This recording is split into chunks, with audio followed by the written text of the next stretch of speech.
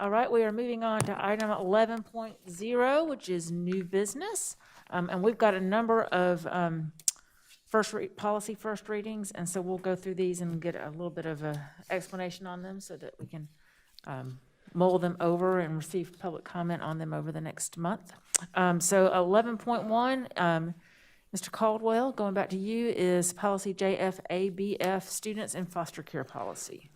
Thank you, Madam Chair. And again, this is a model policy that we're bringing forth for first reading. It does deal with students in foster care, obviously.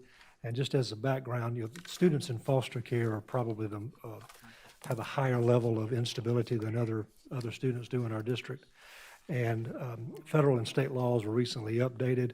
We already have the processes and procedures, the protocols in this policy are already in place as practice. So what we're doing is just, taking our practices and making them policies. As you look at the draft of the first reading, you'll see very little red in there. We've used the language from the model policy and edited very little on that. What it does is it provides procedures for student placement, for transportation, record-keeping procedures. It offers, definitions that we would use. It names a foster care liaison, which we already have in place. So it basically just brings into policy what our practices have been for the last few years. I'd be glad to answer any questions about that. Hey, this is Jada. Yes. So under definitions, school of origin, in red, a child in foster care remains in his or her school of origin.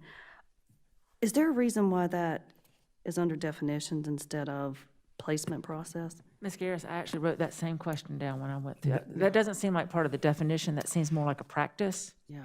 Yeah, I do not know the answer to that. This was the model policy. And so what you see in red is what we've added to it. It certainly can be moved, and to your point, it is more of a process than a definition. So if it reads better to have that language moved to a different section, that's an easy fix. That's a good catch.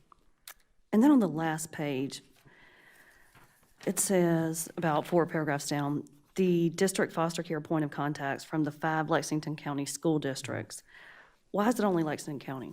Well, the reason that was added in there is because the districts in Lexington County have an agreement, if you will, amongst themselves to share transportation costs. That doesn't mean we wouldn't accept or wouldn't pay for a student from Richland County or Aiken County, but that specifically holds us to task with this agreement that we have with all 5 Lexington counties. Okay, thank you. Our school districts, I should say. I think this is likely a very timely policy revision. 2 things I think we'll see as a fallout once we're through this pandemic. One will be the mental health fallout with kids.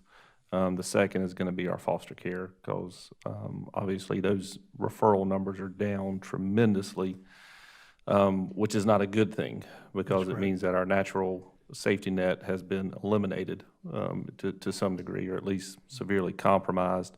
And so we'll likely see a significant spike come fall of next year regarding foster care, and likely over the summer as well. Very true. Thank you. Board, any other questions for Mr. Caldwell? All right, thank you so much.